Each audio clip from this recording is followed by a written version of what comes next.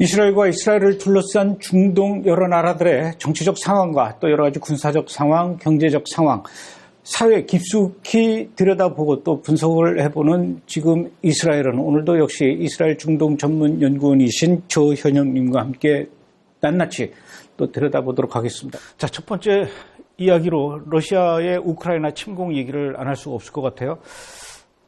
러시아의 우크라이나 침공 이후로 국제뉴스가 하루가 다르게 계속해서 지금 바쁘게 쏟아져 나오고 있는데 우크라이나의 그 블라디미르 젤렌스키 대통령이 이스라엘의 베네트 총리한테 중재 요청을 했다라는 뉴스가 있어요. 왜 하필이면은 이스라엘의 베네트 총리한테 이 중재 요청을 했을까요?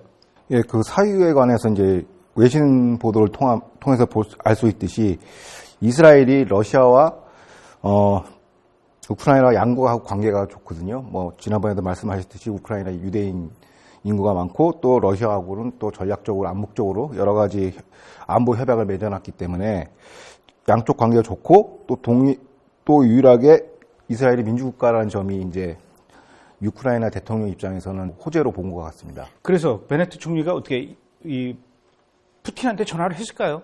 보도에 따르면요, 그러니까 크렘린궁에서 발표된 보도 자료하고 이스라엘 측 보도 자료를 이제 종합해 보면 이제 짝이 맞거든요. 근데 베네트 이스라엘 총리는 푸틴 대통령에게 현 시국에 대해서 중재 역할을 타진했습니다. 그건 팩트로 드러났고요.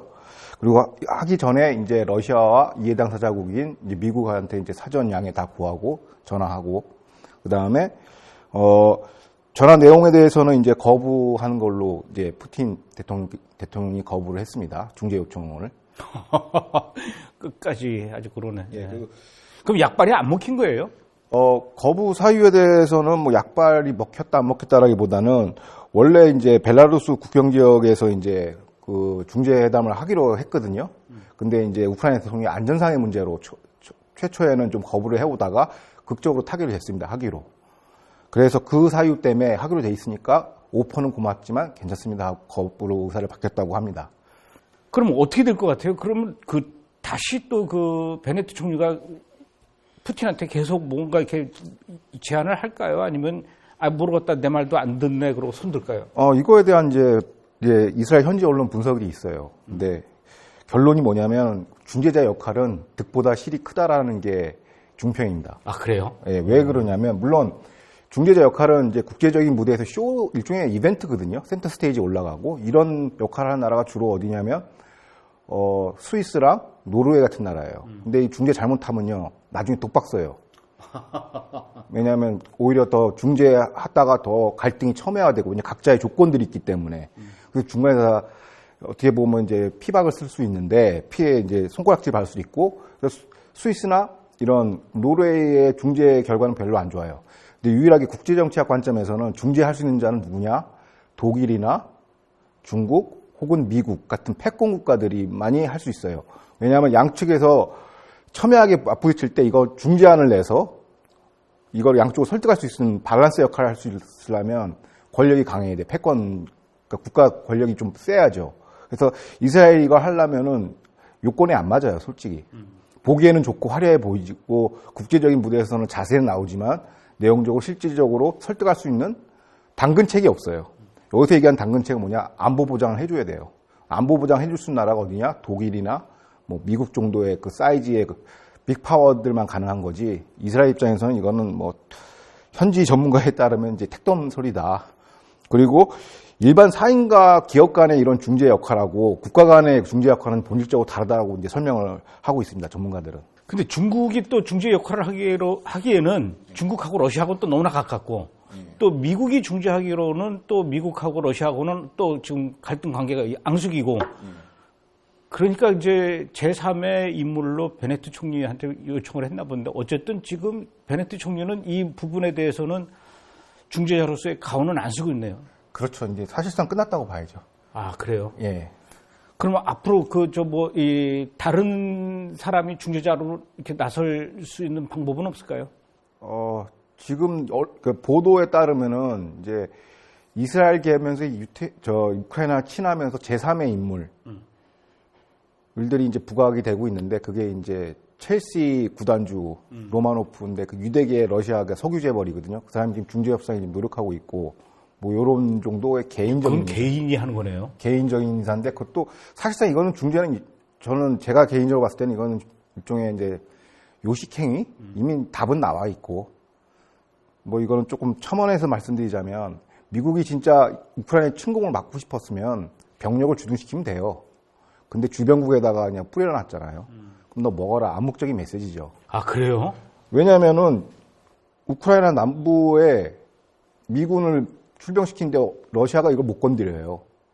그러니까 우리가 우리 휴전선도 마찬가지예요. 미국 병력이 아무리 적어도 주한미군이 있기 때문에 못 건드리는 거거든요. 왜냐하면 이거는 이른바 나토 조약에, 물론 나토 국가는 아닙니다. 우크라이나 나토 국가, 조약 국가 중에서는 나토국이 중에 일부가 공격을 당하면 아르크 5라고 5조로 해서 자동 개입하게 돼 있어요. 그러니까 주한미군도 그런 역할이죠. 주한미군이 손끝 하나만 다쳐도 자동 개입하게 돼 있어요. 그러니까 여기서 병력이 100명이 있든 수만 명이 있든 한 명이 있든 건들면 죽어요. 그런 이제 국제정치학적 맥락이 있는데 바이든이 진정으로 침공을 막고 싶었으면은 말로만 떠들 게 아니라 8,500명 뭐 쭉 보낸다고 했지 않습니까?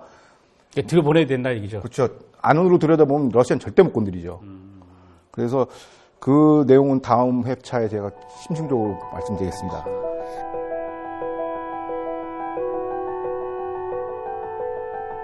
지난 2월 7일자 이스라엘 신문에서 아주 깜짝 놀랄 만한 기사가 나왔어요. 이스라엘 경찰이 베냐민 네타냐후 전 총리죠. 그 전 총리와 전 총리의 아들 그리고 또 여러 명 수많은 이스라엘 자국민들을 대상으로 민간인 사찰을 했다. 이스라엘 경찰들이. 이런 뉴스가 나왔습니다. 어떤 방식으로 이스라엘 경찰이 민간인 사찰을 했다는 거죠? 해킹 스파이웨어 페가수스라는 프로그램을 통해서요. 휴대폰을 이제 감청을 한 겁니다. 페가수스가 무슨 프로그램이에요? 그러니까 이게 NSO라는 그룹이 만든 휴대전화 해킹용 스파이웨어거든요. 그러니까 이게 안보용, 사이버용 무기 체계인데 이걸 이제 민간인한테 사용했는데 이게 어느 정도 그레이드가 높은 거냐면 일반적으로 우리가 해킹을 할 때는 우리가 스팸 메일이나 문자나 링크를 해서 그걸 열면은 스파이웨어가 열리면서 그 폰의 모든 정보, 주소록, 헤드폰으로 요즘에 결제도 하니까 금융 정보, 인식 정보, 그 다음에 여러 가지 데이터를 다 빨아들이는 거예요. 이동 정보까지 해서. 그 다음에 실제로 촬영 카메라도 작동시킬 수 있고 이런 유의 이제 방식인데 페가수스 프로그램 방식은 이른바 제로 클릭 방식입니다. 클릭을 하지 않아도 그냥 직접 다 그냥 원격 조정이 가능한 모든 걸 탈취할 수 있는 정보를. 그래서 이거는 사이버 방첩용 안보 프로그램이에요. 그러니까 내가 무슨 뭘 깔거나 하지 않아도 저쪽에서 맘만 먹으면 얼마든지 내 이 휴대폰에 있는 정보를 빼간다는 얘기죠. 예, 그러니까 방어 자체가 거의 불가능하죠. 와우. 내가 털린지도 모르고. 그게 이제 이른바 제로 클릭 방식이라고 얘기를 하는데 그런 이제 고사양 밀리터리 그레이드 용품을 이제 민간인한테 활용한 것이죠. 이스라엘이 IT 강국 아닙니까? 또 사이버 전쟁에서도 아주 굉장히 그 실력이 뛰어난데 예전에 시리아의 핵 과학자가 외국에 나가서 호텔방에다 노트북을 두고 간 거를 이스라엘의 모사드가 거기다 스터스넥. 예. 그래서 유럽에 있는 그 노트북을 이스라엘 텔아비브에 있는 모사드 본부에서 다 보고 자료를 빼냈다는 거 아닙니까? 그런 그 작전에 써야 할 기술을 자국민을 대상으로 이렇게 사찰을 하는데 썼다는 건데 언제부터 누굴 왜 한 겁니까? 예, 이거 관련해서 최초 보도는 작년에 이제 워싱턴 포스트에서 이제 보도를 했는데요. 이게 그 보도에 따르면 2015년부터 이제 이 프로그램을 이제 민간인 대상으로 했다라는 거예요. 그 대상자가 네타냐후 전 총리의 아들 아브너도 포함되어 있고요. 총리의 측근들. 가장 최측근이 누구겠습니까? 가족이죠. 그래서 아내인 세라 네타냐후도 감청했고, 그다음에 총리의 SNS 홍보 총괄 담당하는 토파즈 룩도 했고, 그다음에 법무부, 교통부, 사무국장 등 내각 고위 관료들. 그뿐만 아니라 당시 사회운동가들, 언론인들 전부 다 사찰했다고 합니다. 그러니까 베냐민 네타냐후가 집권하고 있을 당시네요. 2015년도면은 그렇지. 그때부터 이 경찰이나 검찰 쪽에서는 네타냐후의 뭔가 꼬투리를 잡기 위해서 계속 해킹하고 사찰하면서 이 자료를 찾으려고 했었네. 그렇죠. 그러니까 문제는 정적들한테 썼다는 거죠. 안보용 프로그램인데. 그 뉴스를 들은 베냐민 네타냐후 얼마나 황당해했을까요? 네타냐후 총리는 지난 8일 의회에서 뭐라고 이제 발언을 했냐면 이번 민간인 사찰은 일반 이스라엘 시민에게 군사용 F-35 폭격이나 다름없다. 그러니까 안보용 무기를 썼으니까 대정부 비판을 이어갔습니다. 베냐민 네타냐후 총리가 그렇게 얘기할 때 베네트 총리는 또 뭐라고 얘기를 합니까? 베네트 총리는 이제 원론적인 얘기를 하죠. 이건 안보용 프로그램인데 일반인들을 대상으로 사용한 건 있을 수 없다라고 하면서 우리로 치면 행정안전부 장관에게 진상조사를 요청을 했죠.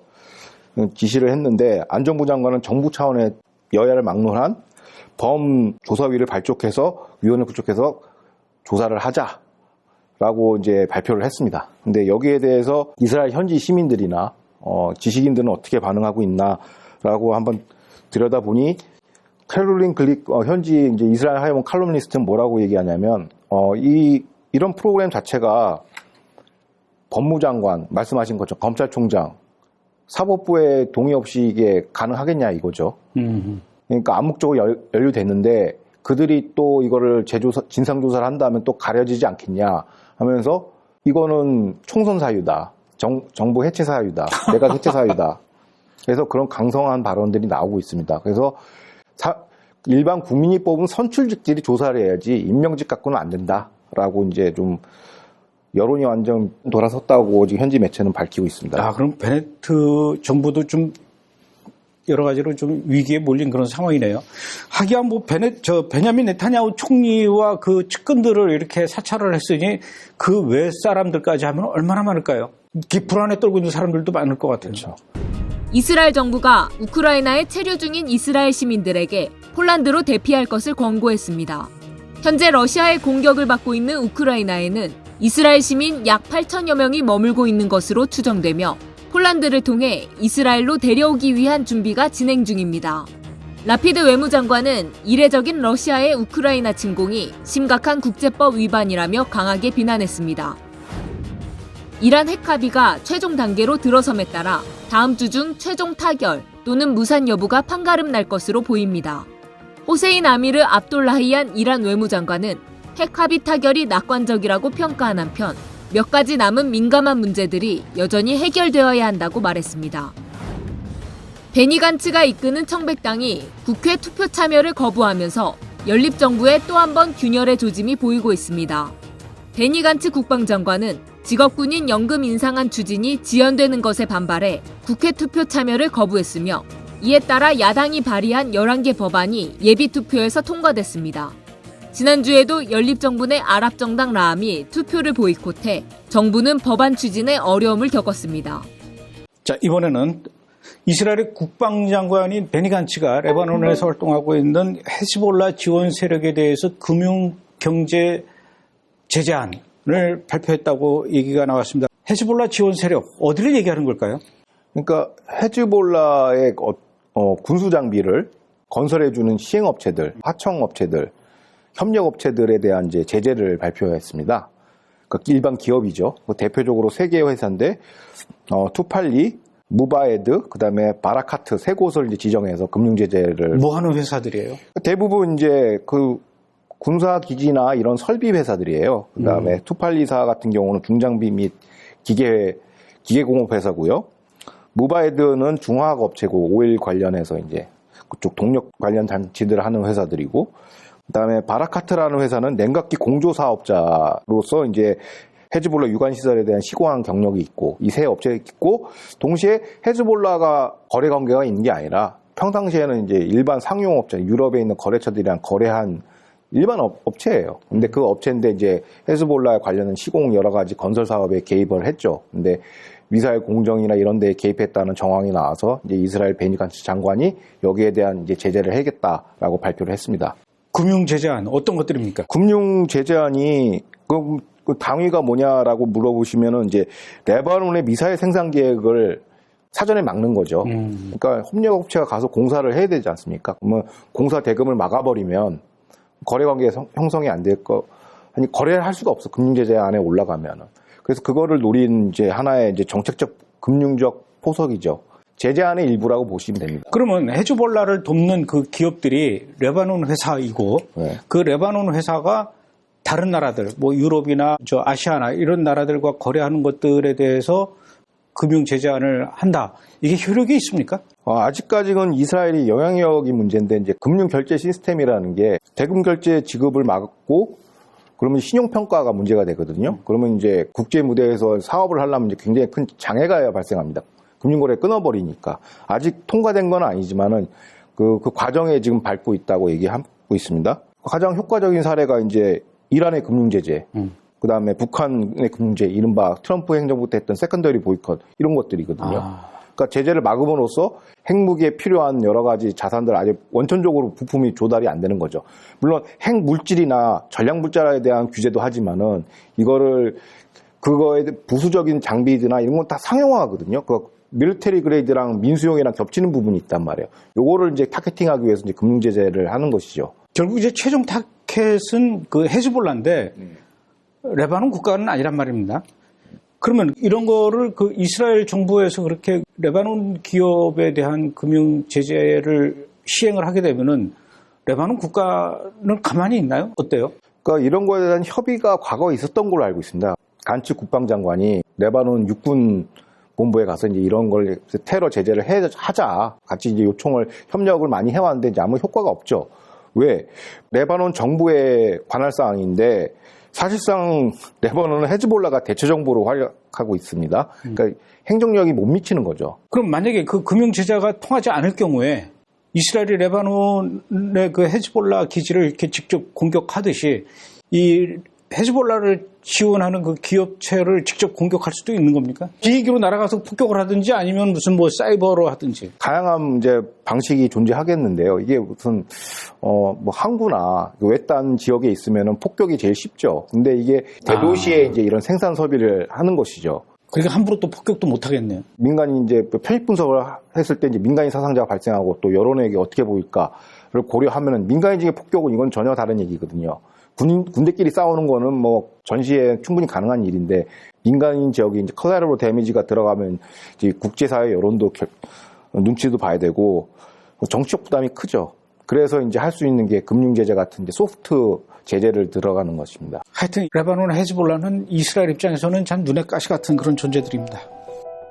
현재 이스라엘을 둘러싼 중동 여러 나라의 정세와 그에 따른 정확한 분석을 하는 지금 이스라엘은 자, 이번에는 가자 지구 얘기를 좀 해봐야 될 것 같아요. 하마스의 강압적인 통치 방식에도 불구하고 그 가자 지구의 그 팔레스타인 사람들이 사용하는 그 식수가 부족하고 또 정전이 그렇게 자주 일어난다고 그러더라고요. 결국은 그 가자 지구 안에도 SNS가 있는데 그 SNS에서 굉장히 그 하마스에 대한 불만과 이런 것들이 폭증하고 있다고요. 타임스 오브 이스라엘하고 채널 14 보도에 따르면요. 해시태그 그들은 가자를 탈취했다라는 그 영상 대화방 플랫폼이 오픈이 됐는데 거기에 이제 접속자 수가 엄청나게 많이 늘어났다고 합니다. 그래서 일반적으로는 뭐 이스라엘에 대한 비판이라고 사람들이 예상을 했는데 내용을 들여다보니 이스라엘 봉쇄 정책에 대한 비판도 있었어요. 그 가자 국경 그 펜스 쳤지 않습니까? 국경을. 거기에 대한 봉쇄도 소수 있었으나 대부분의 경우는 이제 하마스에 대한 비판이 줄을 이뤘다고 합니다. 그리고 대표적으로 하마스 통치하에서는 식수와 환기 없이 불과 4시간밖에 전력 공급이 안 된다고 그걸 성토를 해요. 거의 뭐 참소 내지는 이제 냉소와 조롱이 섞인 이제 대화가 대부분인데 대표적으로 이제 하마스 14년 통치 기간 동안의 최고의 치적은 카타르로부터 고작 100세켈을 지원받은 것밖에 없다. 그러니까 나머지는 다 중간에서 이제 하마스 지도부가 다 해먹은 거죠. 해먹었다. 뭐 이른바 해먹었다. 이제 부패 그 수렁에서 헤엄치고 있다. 그러면서 왜냐하면 가자 지구의 북쪽 건물에서는 새로운 초고층 호화 건물이 올라가는데 나머지 일반 주민들은 이제 막 전력 공급이 4시간밖에 안 되고 식수도 안 되고 환기도 안 되고 전력을 못 돌리니까 그러니까 이제 민생고가 불만이 이제 터져 나오는 것이죠. 전기가 하루에 4시간밖에 안 들어온다 그러면 제일 큰 문제가 냉장고네요. 냉장고도 그렇고 그렇죠. 또 얼마나 덥습니까? 그렇죠. 이 산소호흡기를 써야 되는 그 환자들, 병원 같은 경우들 필수 사업자들. 큰일 나는 그런 상황인데 그래도 예전에는 그렇게 하마스에 대해서 불만을 SNS를 통해서 표시하거나 그러면 사실 큰일 나는 분위기거든요. 찾아내서 도시 한가운데다 놓고 처형을 하던가 이런 분위기였는데 그만큼 지금 그 가자 분위기에 그 하마스를 중심으로 한 이런 분위기가 예전에 비해서 좀 많이 누그러졌다, 자유로워졌다 이렇게 볼 수 있는 겁니까? 아니면 도저히 살 수가 없어서 팔레스타인 주민들의 불만이 폭발을 했다 이렇게 볼 수가 있는 겁니까? 후자의 경우가 맞습니다. 와. 그러니까 뭐 언론의 자유를 이렇게 좀 열어둔 게 아니라 생활고에 너무 힘들기 때문에 보통의 경우 같으면 이런 뭐 말씀하신 것처럼 하마스에 대한 통치 불만을 표시하면 이제 강제구금이나 고문 이런 이제 탄압을 받기는데 이제 뭐 못 견디니까 이제 강제구금을 당하나 생활고에 거나 거의 뭐 이제 비슷하다고 보는 것이죠. 고난 자체가.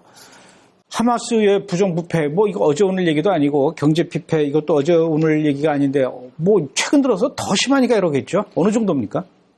이제 결국에는 이제 부패도 부패지만 이제 불공정한 처사죠. 같이 못 사는 건 상관이 없는데 누구는 특혜를 받고 뭐 이런 것들이 이제 사회적 문제가 되는 거죠. 예를 들어서 하마스계의 인맥과 친하다는 사람은 취업도 되고 집도 마련하고 결혼도 한단 말이에요. 20살밖에 안 되고.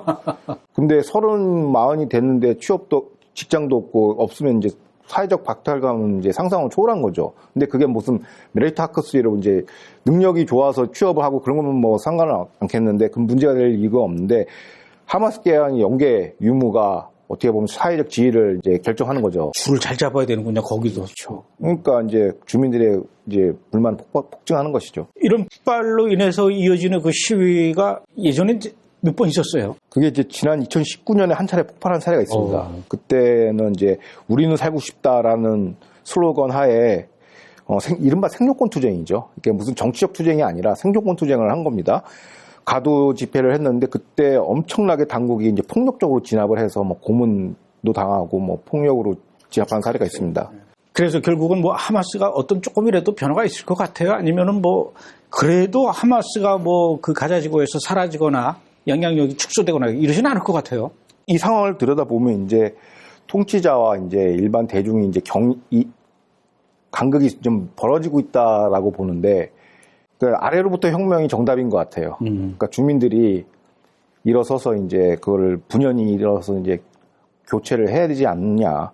그리고 가자 주민들 생존권을 위해서 이스라엘과 미국 서방은 선무 전복 공작을 해야 돼요. 근데 그러긴커녕 서구와 이제 미국은 이국가 해법을 하고 그다음에 이스라엘 팔레스타인 타협이라는 허위 이런 선동 구호만 외치고 BDS 운동만 하고 하니까 결국에 가장 피해 보는 사람들은 이제 가자 주민들이죠. 이런 정치 노름에. 가장 피해도 보지만 또 가자 주민들의 의식 수준도 높아져야 돼요. 그렇죠. 그래야 그게 밑에서부터 이렇게 올라가든지 하실 거 아닙니까?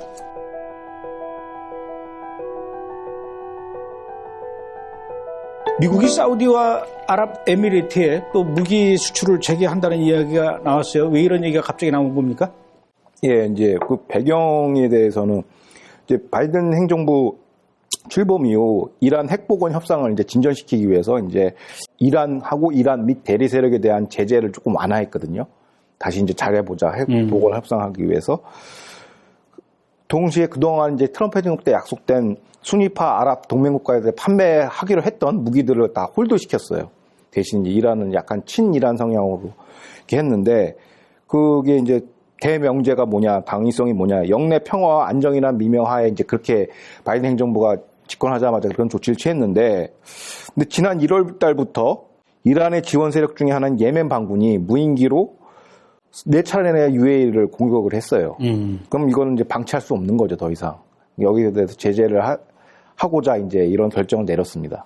그러면 예를 들어서 예멘 반군이 그 사우디를 공격하고 이런 거에 대해서 대응하기 위한 무기, 어떤 무기들을 어떤 나라에다 이렇게 팔겠다는 거죠? 세 나라에 공급을 하는 건데요. 요르단, 사우디, 그 다음에 아랍에미리트인데요. 요르단에는 42억 1천만 달러 규모 F-16 전투기. 그 다음에 거기에 필요한 각종 미사일, 첨단 항공 장비. 그게 하나로 하면 5조 한 330억 정도를 이제 판매를 승인했어요, 미국에서. 그리고 이제 순위파의 이제 맏형 사우디와 이제 네메시스 이제 대척점에 있는 국가인데 미사일 방어 체제 성능 개량 사업에 2,370만 달러, 하나로 283억 달러 판매 승인을 했고요. 주로 어떤 거냐면 사드 MG 체제에 필요한 이제 데이터 링킹 시스템 첨단 장비 업그레이드 시스템 성능 개발 사업에 이제 허가를 했습니다. 미국 의회에서. 그 다음에 아랍에미리트는 미사일 방어 시스템에 필요한 부품, 소모품에 대한 소요인데 그게 6,500만 달러? 하나로 한 777억 정도 가량을 이제 페이트리어트, 사드, 에어호크 그 방위 시스템에 들어가는 부품을 이제 승인을 했습니다. 세계 평화를 위해서 물론 판매를 하는 거겠지만 결국은 미국이 무기 장사를 하는 거네요. 일면 그게 그렇게 볼 수도 있지만은 이제 이게 결국은 바이든 행정부하고 연결돼 있는데 지금 문제의 본질이 미국이 지금 전장이 세 곳에서 터지고 있어요. 그러니까 우크라이나, 그 다음에 대만을 둘러싼 미중 분쟁, 그 다음에 세 번째가 중동 이란이 대리 세력이거든요. 근데 아무리 우리 인터넷 커뮤니티에 보면은 천조국이라고 하잖아요. 그렇죠. 그러니까 국방 예산을 1,000조 원을 쓴다라는데 사실 그 팩트는 아니고요. 그럼에도 불구하고 전 세계 국방 지출보다 훨씬 많아요. 700조? 예. 700조 정도 쓰는데. 근데 그렇게 어마이리한 미군도 전쟁을 세 곳에서 동시에 치를 수는 없어요. 근데 이런 세 가지를 치르는데 각 분야에서 긴장 고조가 되니까 저희 중동 지역에서는 무기를 파놔서 이제 자구책으로 자주국방해라. 너희들끼리 싸워라. 자주국방해라 하면서 무기에 대한 세력 균형을 맞춰주는 거죠. 그도 돈은 엄청 들어갈 거 아니에요. 미국으로. 그렇죠. 근데 군수 지원을 통해서 전쟁 개입 부담을 좀 줄이는 효과 정도 있는 거죠. 왜냐하면은 만약 병력이 투입되면은 이거는 좀 정치적 문제로 이제 비화되니까 미국 내에서. 그러니까 아무래도 무기 공급하는 게 돈도 돈이지만 이런 배경도 존재한다라는 걸 한번 상기했으면 좋겠습니다. 그나저나 이 우크라이나 지금 사태로 미국과 러시아가 각각 얻는 바가 뭘까요? 이것도 역시 이제 바이든 행정부의 실책인데 바이든 행정부를 짚지 않을 수가 없어요. 러시아는 우크라이나 사태를 통해서 유럽과 러시아의 완충지인 러시아로 이제 끌어들이는 효과죠. 그러니까 이른바 중립지역이 분쟁 지역으로 승격되는 겁니다. 그러니까 러시아한테는 굉장히 좋고 미국이 얻는 건 없어요. 솔직히 왜 이런지는 아무도 이해를 못해요. 바이든이 여러 가지 좀 실책으로 보여주고 있는 그 국내 문제가 있어요. 그게 싹 가려지잖아요. 그런 것도 있죠. 왜냐하면 말씀하신 것처럼 그 코로나로 인해서 미국도 살인적 인플레를 겪고 있거든요. 지지율 떨어지니까 관심을 그쪽으로 돌리자는 시각도 존재하는 건 맞습니다. 또 저 아프가니스탄에서 좀 비굴하게 빠져나온 거에 대한 명예회복 이런 것도 있고. 그렇죠. 그걸 가려지는 거지. 명예회복이라기보다도. 그러니까 중동도 어떻게 보면 트럼프 행정부 때 딱 안정화 시켜놨거든요. 총알도 안 쏘고. 그러니까 그 아브라함 협정이 물론 미국이 승인해줬지만 미국은 스폰서였어요. 보증 서줄 테니까 해라. 근데 그 최초 기획안은 네트냐후가 이렇게 만들어놨죠. 그걸로 딱 빠지면은 미국은 좋아요. 미국도 좋고 이스라엘도 좋고 중동 다 좋은데 다시 이란 핵을 복원해주면서 이 구도를 다 어그러뜨려 놓은 거예요. 할 필요 없는 전쟁을 지금 개입하는 거예요. 바이든 행정부가. 그래서 손자병법에 나온 것처럼 최고 전략은 싸우지 않고 이기는 건데 그렇죠. 안 싸워도 되는 걸 싸워요. 그리고 지금 분쟁 사유가 되는 게 그러니까 러시아 건에 관해서는 유럽하고 문제가 천연자원 그 송유관 노스트림 2 파이프라인 사업인데 이걸 제재를 걸어놨어요. 트럼프 행정부에서. 걸면서 이걸 러시아 뒷다리를 잡은 거죠. 우크라이나 내비두라고. 근데 이거를 또 승인을 했어요. 바이든 행정부는. 그래서 또 에너지 위기가 지금 오고 있죠. 원자재가 상승하고 있는 게 다 거기서 나온 거거든요. 단순히 국내 정치 소요를 하기에는 너무 앞뒤가 안 맞는 행보를 보이니까 이건 바이든 대통령에 대한 어떤 그 비판을 안 할 수가 없습니다. 나이가 좀 있잖아요. 나이가 있어도 그 행정부에 몇 명 그 전문가 집단이. 우리 조현영 이스라엘 중동 전문 연구원께서는 도널드 트럼프가 그립습니까? 많이 그립죠. 알겠습니다. 많이 그립죠. 자, 지난 트럼프 행정부 4년 동안 북한이 미사일 실험 발사 몇 번 했습니까? 제로에 가까워요. 지금 몇 번 하고 있잖아요, 지금 또. 바이든 행정부 들어와서. 그러니까 지구 전체가 다 지금 난장판이 돼버렸어요. 그래서 트럼프를 안 좋아할 수가 없죠. 알겠습니다. 곧 연락이 올 겁니다.